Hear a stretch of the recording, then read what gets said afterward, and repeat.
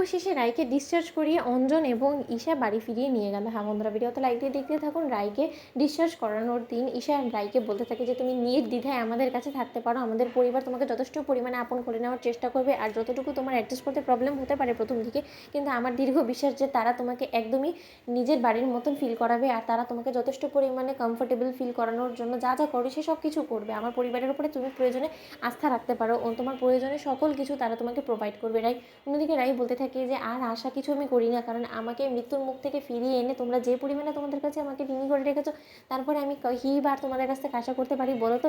তোমরা যে আমাকে তোমাদের বাড়িতে নিয়ে আশ্রয় দিবে সেটাই তো আমার জন্য অনেক। নয়তো আমি তো ভাবছিলাম যে না, আমাকে না পথে গিয়ে দাঁড়াতে হয়, কারণ এখন তোমরা যদি আমার উপরে দয়া না করো আমাকে, তো তাহলে আমি আর তোমাদের উপরে কোনো মতেই বাধ্যও করতে পারি না তোমাদেরকে যে আমাকে তোমাদের বাড়িতে নিয়ে রাখো।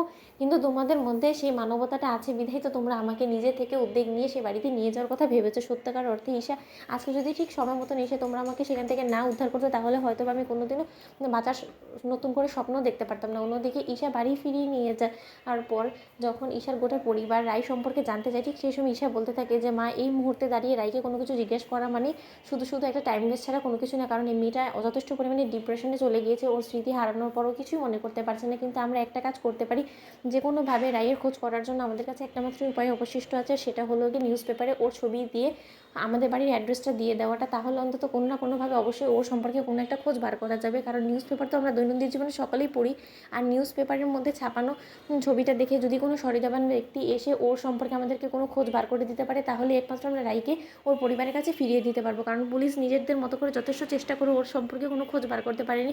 হয়তো বা এমনটাও হতে পারে যে ও হয়তো বা অন্য কোনো শহরের, ও এখান থেকে পাস হচ্ছিল, বা অন্য কোনো গুন্ডারা হয়তো বা ওকে এক প্রান্ত থেকে আরেক প্রান্তে এনে ফেলেছে, তার জন্যই হয়তো বা আমাদের পাড়া প্রতিবেশী থেকে শুরু করে আমাদের শহরের কেউই ওকে চিনতে পারছে না। কিন্তু এক খবরের কাগজে যদি আমরা এই জিনিসটা ছাপিয়ে দিই, তাহলে কোনো না কোনোভাবে তো অবশ্যই ওর পরিবারের লোক অবধি এই খবরটা পৌঁছবে। ওর পরিবারের লোকেরাও নিশ্চয়ই ওর অনেক খোঁজ করছে, কিন্তু তারাও হয়তো বা ওর অবধি পৌঁছতে পারছে না।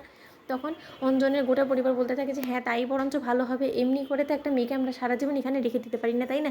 এরকম করে যদি ওর পরিবার অবধি পৌঁছানো যায়, আমি বলবো সেটাই বেস্ট। তোমরা বরঞ্চ যত শীঘ্রই সম্ভব পুলিশের পারমিশন নিয়ে জিনিসটাই করে ফেলো। অন্যদিকে অঞ্জন বলতে থাকে যে হ্যাঁ, আমি আর এক মুহূর্ত টাইম ওয়েস্ট করতে চাই না, যত শীঘ্রই সম্ভব রায়কে ওর পরিবারের কাছে ফিরিয়ে দেওয়ার জন্য যাবতীয় যা যা করণীয় সে সব কিছু আমি করতে রাজি আছি। অন্যদিকে যখন রায়ের পরিবারও বলতে থাকে যে রায় দিদিভাইকে আদেও আমাদেরকে ছেড়ে চলে গিয়েছে না বেঁচে আছে কিছুই তো বুঝতে পারছি না, পুলিশের কোনো খোঁজ খবর বার করে আনতে পারছে না। অন্যদিকে পুলিশ বলতে থাকে যে দেখুন, কোনো যদি ভালো মানুষের কাছে যে উনি পড়েও থাকে জীবিত অবস্থায়, তাহলে অবশ্যই তারা কোনো না কোনোভাবে তার পরিবারের কাছে অবধি পৌঁছানোর চেষ্টা করবে, আর সেই চেষ্টার অপেক্ষায় আমরা রয়েছি। সামান্য একটা হদিশ মেলা মাত্রই আমরা তাৎক্ষণিক আপনাদেরকে খবরাখবর জানিয়ে সব কিছু সম্পর্কে আপনাদেরকে আমরা তৎপর করে দেবো। তো বন্ধুরা, ভিডিওটি ভালো লাগলে লাইক এবং শেয়ার করে সাবস্ক্রাইব করতে ভুলো না।